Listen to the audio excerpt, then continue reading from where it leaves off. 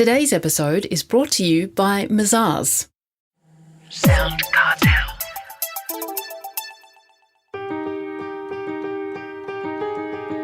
From SoundCartel, I'm Nicole Goodman, and this is Business Essentials Daily.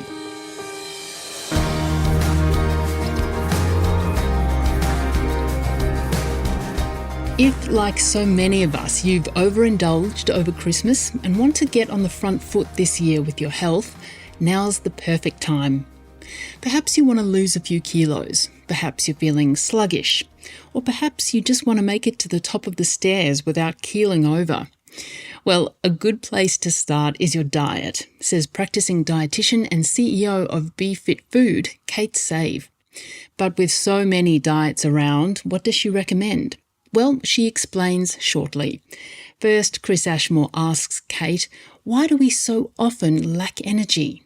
A lot of the time when you're lacking energy, it is honestly because of your habits. If we think about our lifestyles, there's lots of things that we can do that give us energy, and then there's lots of things that zap our energy. So a big energy zapper is stress. And secondly, not getting enough sleep. So they're really, really important for us. And things that give us energy are keeping well hydrated. So even being 1 or 2% dehydrated can reduce our energy levels by 5 to 10%. And of course, the food we eat, our nutrition. So it's really, really important that we make sure that we're eating the right sorts of foods every day. And it doesn't mean that you can't have a cheat meal here or there, but if we don't get the nutrients we need, we certainly can't feel energized. Well, you say that gut health is important, and that's a term that we're starting to get a bit more known. Why is gut health important? So gut health is really important because we're referring to our gut microbiome. So as human beings, bacterial cells outnumber our human cells 10 to 1. So more or less, they say we're about 90% bacterial cells and only about 10% human cells. And if we were to look at the DNA in our body, all of the human DNA would actually fit in our big toe, and the rest of our body would be bacterial DNA. So when we talk about gut health, if we're referring to the gut microbiome, then we're actually talking about what can influence 90% of our health. And a lot of people, when they eat, they think about what the human might want to eat, whether that's, a piece of cake or some coffee or some McDonald's, but we're forgetting about the 90% of our body, which is actually bacterial cells that are looking for fresher foods. They're looking for plant-based foods. Plant-based foods have lots of fibre in them, and it's a fibre that actually gets through the human gut all the way to the large bowel, where the predominantly our gut microbiome are. And given that they control our health, if we're not eating plant-based foods every day, we really stand very little chance of having good health, because our gut and our brain are connected. They talk about the gut as being the second brain. And if we don't nurture the gut, then we can't really honestly be that happy either, because it affects the chemicals in our brain. And our gut is also responsible for about 90% of the serotonin we produce, which is our happy hormone. And around 60 to 70% of our immune system is also in our gut. So better food equals better gut health.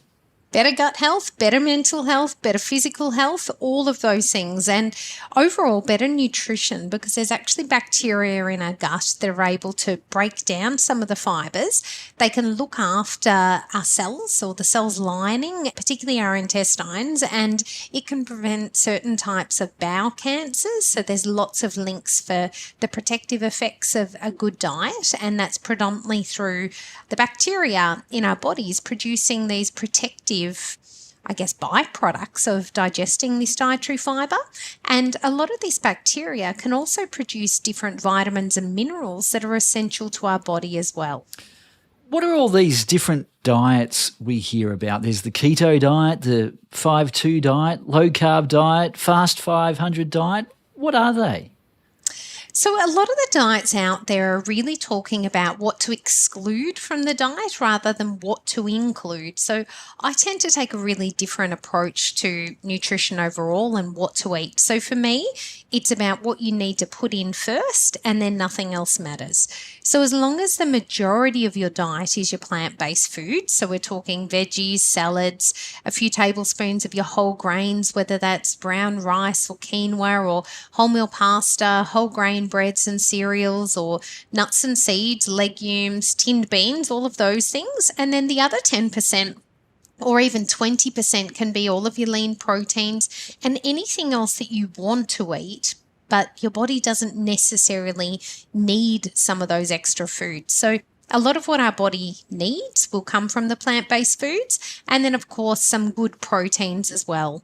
So some of the proteins will come from whether it's meat, chicken, fish, or it could be some of the legumes and beans, lentils, tofu, dairy products, or even dairy alternatives as well. And what's the Mediterranean diet, and how's that different to the typical Western diet? The Mediterranean diet is more traditional, so it's really looking at foods that are more closer to nature. So I guess if you think about going to different areas in Europe, if you are actually dining in more local style restaurants and cafes, you'll find that you're eating a lot of fresh produce and predominantly you are eating a lot of vegetable based food. So you may be having a tomato based dish with some meatballs in it, as opposed to having a whole huge bowl of pasta with very little vegetable content. So our westernized diet really flips the traditional diet on the head and gives us the wrong breakdown or the wrong ratios of the food. So we should be thinking about the big bowl of extra Mediterranean, an Italian salad or a Greek salad, plus the big bowl of the meatballs in the tomato and eggplant and onion and garlic and that sort of sauce. Maybe there's zucchini and all sorts of things in there. And then having the handful of pasta on the side, rather than making the pasta the feature, think about all of the things that give us good nutrition first. Well, it's a lot to think about. And of course, a lot of business people are very busy. What kind of diet would you recommend for the busy business person? The key thing would be to really think about at every single meal having a good balance of your lean protein, but the lean protein, for most people, if you have a sedentary job, your requirements are only around 20 to 30 grams of protein at a meal, 2 to 3 times a day. So when we're talking about 20 to 30 grams of protein in a meal, it's about a 100-gram piece of meat, chicken or fish, basically. Or we might be talking about, 3 to 4 egg whites or 3 to 4 whole eggs. But at the end of the day, the focus should be on what you're having with that protein. So quick and easy things, particularly for someone who's busy and working, is often going to the frozen section and getting your frozen vegetables. That if you're too time poor to buy the fresh stuff, chop it up, prepare it and cook it, the frozen vegetables, a lot of you may know that they actually have higher nutrition content because they're snap frozen closer to the time of picking, and then you're only reheating them once you're ready to eat them, rather than them sitting in storage for weeks or we've even heard months on end. Alternatively, you could be looking at ready-made meals, but the key with a ready-made meal is finding that balance. And as we talked about with the Mediterranean diet, often in Australia we westernize it so much that you get your bowl of pasta with very little of the meatballs and the tomato-based, vegetable-based sauce. So what you want to be looking for as a meal that is predominantly your vegetables with the lean protein, and then small amounts, whether that's, 1, 2, 3 tablespoons of your pastas and rices, quinoas, your grains. But at the end of the day, the focus should be on where the vitamins, minerals and protein are. Is exercise as important as a good diet? Well, the most important thing about exercise is that you can't actually exercise off a poor diet. So exercise should be something that we do that makes us feel good. And if you don't enjoy the exercise that you're doing, you've probably picked the wrong type of exercise. So you should be going into exercise actually enjoying what you're doing. So for some people, this could be as little as stretching or yoga or Pilates. For other people, they like to pound the pavement, go for a run run or a jog or a power walk, or maybe you get out and swim in the bay or the ocean or even in a pool. But exercise is there to really help us feel good. So we'll get that endorphin release after exercise. But also, if you pick the right type of exercise, it can put you into that really meditative, calming state. Even with high intensity exercise, you'll find that you find that happy place, and it tends to come, they say, around after 4 to 5 minutes of exercise, depending on what you're doing. But with the high intensity stuff, it's at 4 to 5 minutes where we go into an oxygen debt. So we're breathing out and breathing in, and we can't really catch up, and then all of a sudden we catch up again, and you go into that sort of trance-like state where you feel better during the exercise. So sometimes it's the first 5 minutes that is the hardest, and that's really when the body's warming up as well. So I think once the warm-up's out the way, you're comfortable with your body temperature, no matter what activity you're doing, it starts to feel better after that. So my tip with exercise is just try and get through the first 5 minutes. Don't commit to doing a long session because you'll never get started. And the best way to get prepared is just put on your shoes, stand outside, and then decide whether you're going to go. If you're sitting on the couch thinking about, should I put on my shoes, you're never going to get off the couch. If anyone listening is looking to start the year with a health goal in mind, what would you suggest?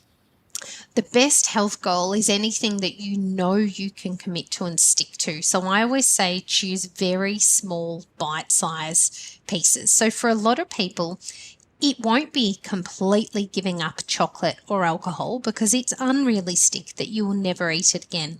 And if you commit to something that big, then it's just a matter of time until you give up. And once you've given up, that tends to lead to other poor behaviours, because you give up on that, then you give up on everything. So I would just say, if it's, if you're someone who does overindulge in sweet foods or chocolate or biscuits, whatever it is, limit yourself to an amount that you think is reasonable, that you're going to be satisfied with. But on the other hand, it's less than what you might binge eat. And somewhere in between, you'll find that once you start achieving that, the cravings will go away, because the less you have of something, the less you really need it. And when it comes to exercise, the same thing. It's all about mindset. So when they talk about someone being, really disciplined, someone who's disciplined is someone who can exercise when they don't feel motivated. So if you can get up off the couch when you least feel like it, that is a sign of very good discipline. So you've got to get started and do it anyway. And just remember, once you get past that first 4 to 5 minutes, your body is going to change the chemicals it's releasing. You'll get these happy hormones released in the brain, and you'll actually start to enjoy it. And then the side effect of that is, generally after an exercise session, you're more likely to feel like eating good foods and taking care of yourself. So it has this effect over your whole day, like a halo, that you have a better day when you exercise, and you even sleep better at the end of the night as well. That was Kate Save, CEO of Be Fit Food.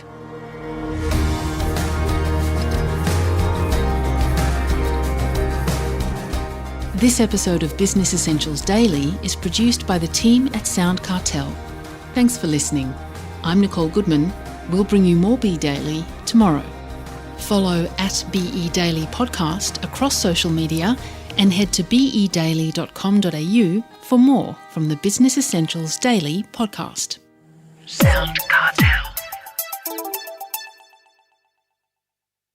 This episode was brought to you by Mazars. To find out more, visit mazars.com.au. That's mazars.com.au.